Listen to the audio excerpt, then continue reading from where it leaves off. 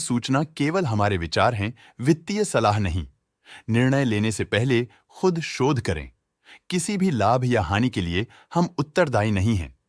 आज हम देख रहे हैं कि एयरटेल लिमिटेड के 2025-26 Q1 की standalone financial performance. Starting with the sales, पिछले क्वार्टर से सेल्स में -63% का डिक्रीज हुआ है, मगर कंपनी ने पिछले साल के मुकाबले मार्जिनल सेल्स डिक्लाइन रिपोर्ट किया, around -38%। Expenses -54% quarter on quarter decrease हो गए हैं, जो साल भर के -32.5% के डिक्लाइन के साथ अलाइन करता है। एक्सपेंसेस में डिक्रीज अच्छा है, लेकिन सेल्स में डिक्रीज निराशा की बात है। ऑपरेटिंग प्रॉफिट, जो पिछले साल के कंपैरिजन में 14.5% अप हुआ है, quarter on quarter around -2.5% decrease हुआ है। Operating profit margin OPM annual basis पे -13% से डिक्रीज हुआ है और पिछले क्वार्टर के कंपैरिजन में -29.5% से डिक्रीज हुआ है। एक्सेप्शनल आइटम्स को ऐड करके अदर इनकम पिछले क्वार्टर के कंपैरिजन में 8.5% बढ़ गई, बावजूद इसकी ईयरली ग्रोथ 61% हुई है। इंटरेस्ट एक्सपेंसेस पिछले क्वार्टर से -0.5% डाउन हुआ, लेकिन ईयर ओवर ईयर इंक्रीज 55% हुआ है। डिप्रिशिएशन कॉस्ट्स में क्वार्टरली -5% का डिक्लाइन देखने को मिला और ईयरली बेसिस पे 27% का इंक्रीज देखा गया। प्रॉफिट बिफोर टैक्स एनुअली 21% बढ़ा, लेकिन प्रोसीडिंग क्वार्टर से 2.5% बढ़ा है। इस साल कंपनी ने -4% टैक्स पे किया और क्वार्टरली कंपनी ने -2% टैक्स पे किया है। नेट प्रॉफिट ने ईयर ऑन ईयर 25.5% का इंक्रीज दिखाया, लेकिन लास्ट क्वार्टर से -2.5% का कंट्रैक्शन हुआ है। इस क्वार्टर के दौरान कंपनी का परफॉर्मेंस इतना अच्छा नहीं रहा।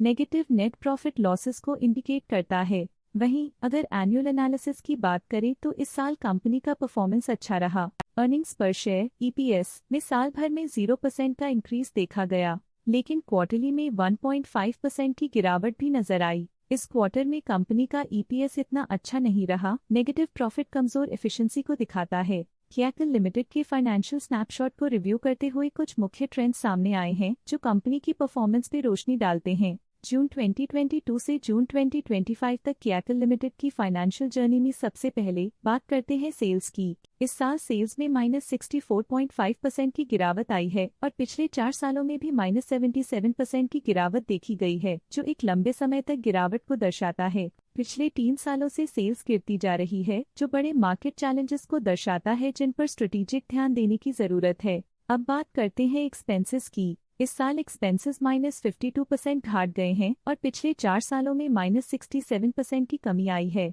इस साल हालांकि एक्सपेंसेस सेल्स से थोड़ा ज्यादा बढ़े हैं, मगर ग्रोथ रेट्स का करीब होना स्टेडी ऑपरेशनल कॉस्ट को दर्शाता है। चैलेंजेस से गुजरते हुए ऑपरेटिंग प्रॉफिट ने इस साल -251% की डाउनटर्न देखी, जो एक ट्रेंड को कंटिन्यू करता है। पिछले 4 सालों में -637% की डिक्लाइन के साथ कठिन दौर से गुजरते हुए नेट प्रॉफिट में इस साल -152% की गिरावट आई है, जो पिछले 4 सालों में -457% की गिरावट के साथ चुनौती पेश करता है।